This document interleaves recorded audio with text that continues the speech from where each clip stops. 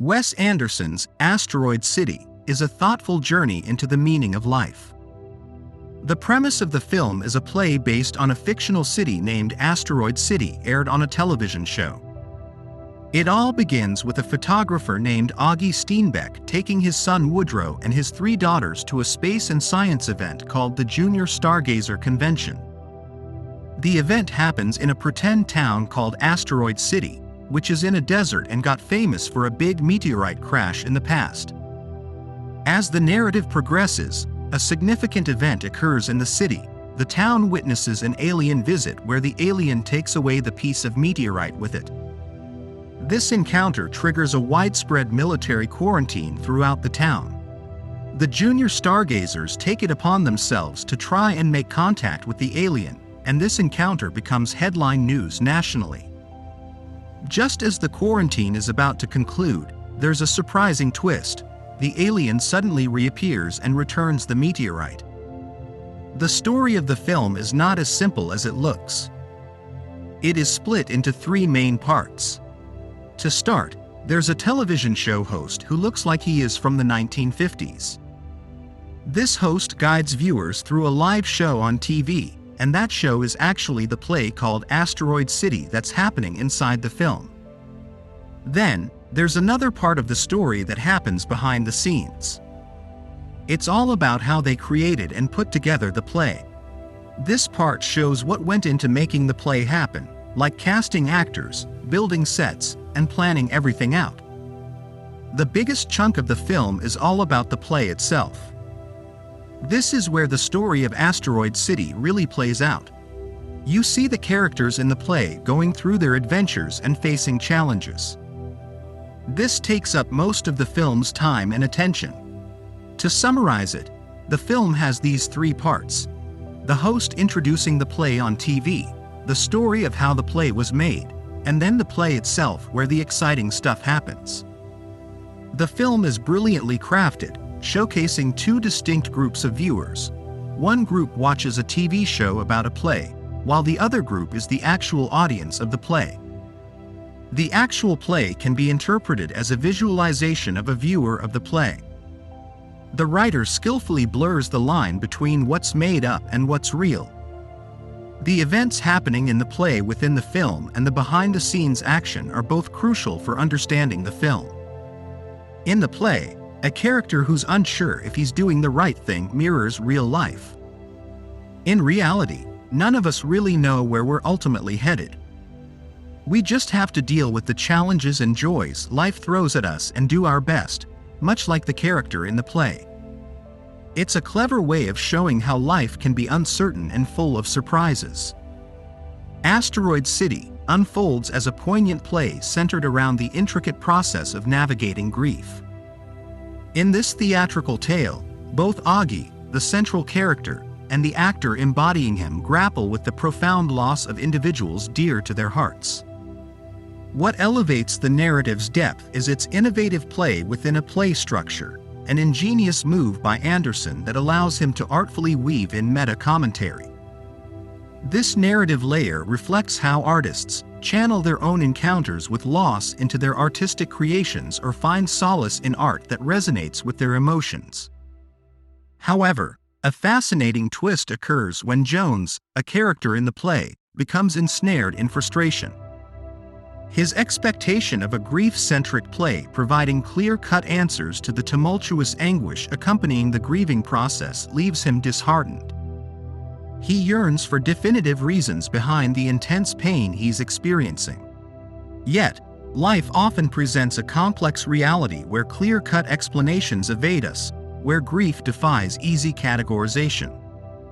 Even though narratives about navigating grief can offer solace, they lack the power to instantaneously dissolve our pain or supply us with a neatly packaged rationale for our suffering. In a powerful exchange, Schubert imparts a poignant wisdom to his fellow actor, urging him to persist in telling the story, even if the understanding eludes him.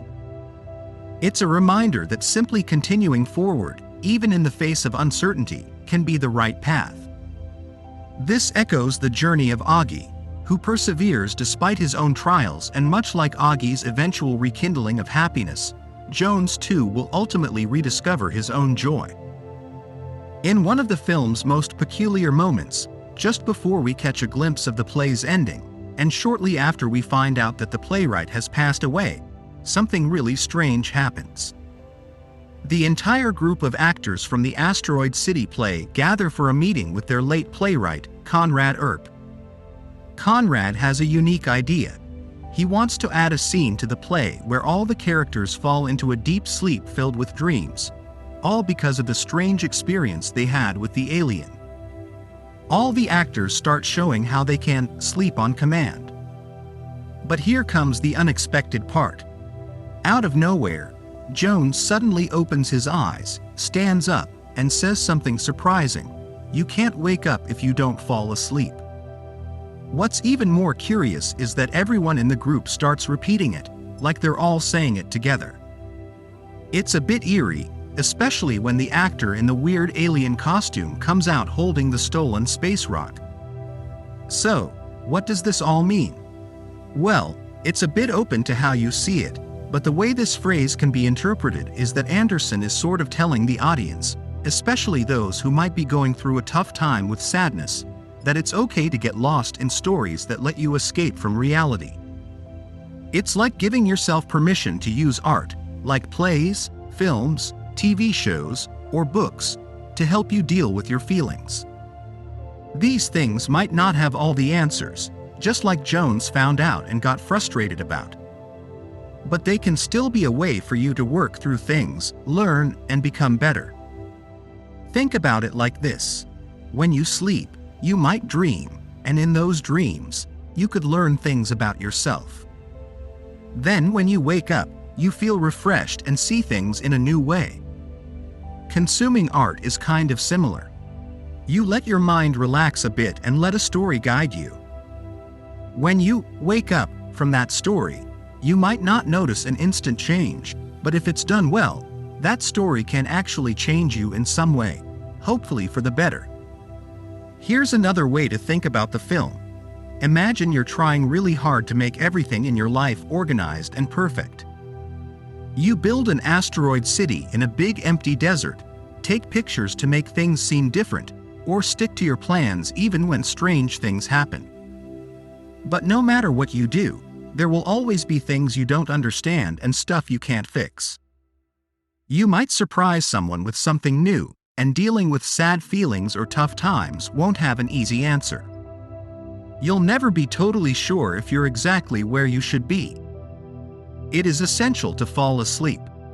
To feel calm and peaceful, you need to accept that there are things you can't control and things you don't know.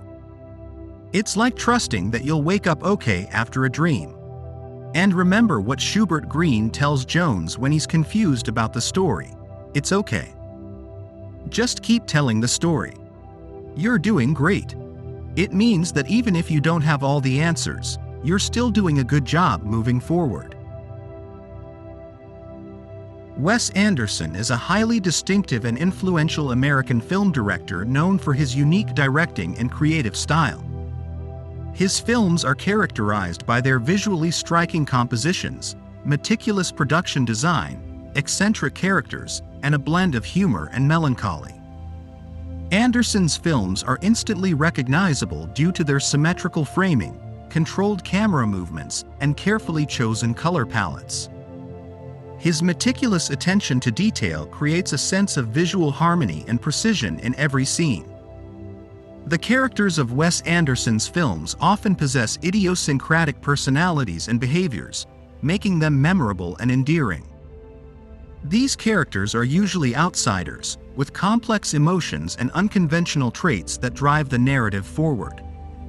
His films often evoke a sense of being in a whimsical storybook world. This is achieved through the use of intricate set designs, miniatures, and carefully constructed environments that contribute to the overall fairy tale quality. Anderson frequently sets his stories in the past or in alternate realities that resemble different time periods. This nostalgic touch adds to the charm of his films and contributes to their timeless quality. Anderson's camera work is highly stylized, with deliberate tracking shots, whip pans, and static frames that create a distinctive rhythm and pacing. This controlled cinematography enhances the visual storytelling and adds a layer of visual comedy. Despite the whimsical and sometimes absurd nature of his stories, Anderson's films often explore profound themes such as family dynamics, love, loss, and the search for belonging.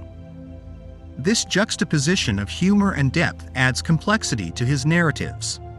Some of Wes Anderson's notable films that showcase his directing and creative style include Rushmore, The Royal Tenenbaums, Moonrise Kingdom, The Grand Budapest Hotel, and Isle of Dogs.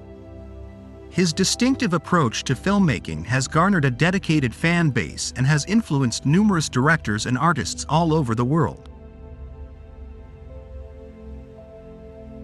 Thank you for watching our review, and we hope you enjoyed our analysis of this powerful and thought-provoking film. Let us know your perception of the film in the comments and which other films you would like to see us review in the future. And don't forget to hit the like, share, and subscribe button to show your support and encourage us to make more great content like this. We appreciate your feedback and look forward to hearing your thoughts on this and other films. Until next time, happy viewing!